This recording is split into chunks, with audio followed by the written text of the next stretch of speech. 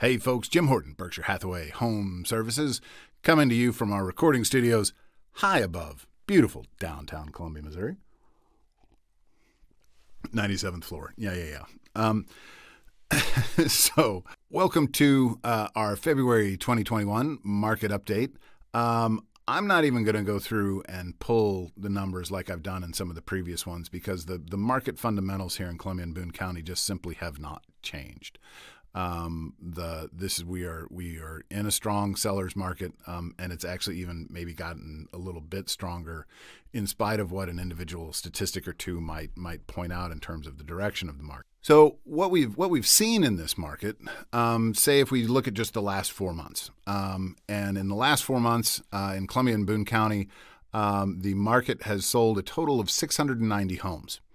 The same 4-month period last year, it was 623. So you can see just in terms of the performance on sales, we're actually outperforming the numbers from a year ago. But if you look at the delta of new listings versus sold listings for those same time period, a year ago for those same 4 months, we were plus 59. So there were 59 more homes listed than got sold. The most recent last 4 months, that number is negative 72.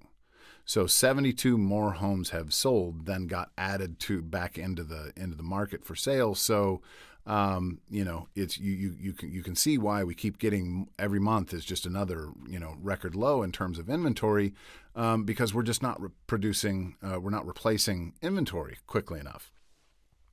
And that we don't see changing very rapidly anytime soon. There are going to be a couple of things that do impact it, though, and it's going to be vaccines and lumber prices. First, let me go through the vaccines because that's sort of an obvious thing. That there are a number of folks for either financial stability reasons because of the pandemic, or just comfort with strangers coming through their house in terms of showing it, those kinds of things, that having more of the population vaccinated kind of quells some of those worries, and people will feel more confident about going through and selling their home, confident in the fact that something isn't going to happen that's going to cause them to lose their job. And in general, just things should just simmer down a little bit. And so that looks like that's going to impact the second half of 2021, which we're also going to see a little bit of the same probably with new construction starts. Lumber right now is ungodly expensive. And it's also because of the pandemic, but not necessarily because they couldn't get people out there to cut trees. What was happening is because of the pandemic, basically all building came to a screeching halt, which meant that whatever inventory was there in terms of lumber just didn't get utilized. There was a large glut, prices dropped. The lumber industry responded by stopping to produce lumber at the same level because it didn't make sense to add more.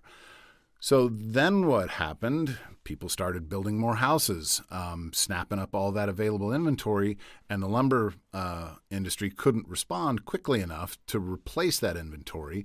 So whereas there had been a glut, now there's a shortage. Supply, demand's higher, prices went up. Was talking to a friend recently whose lumber costs for a new home they were building actually doubled before construction.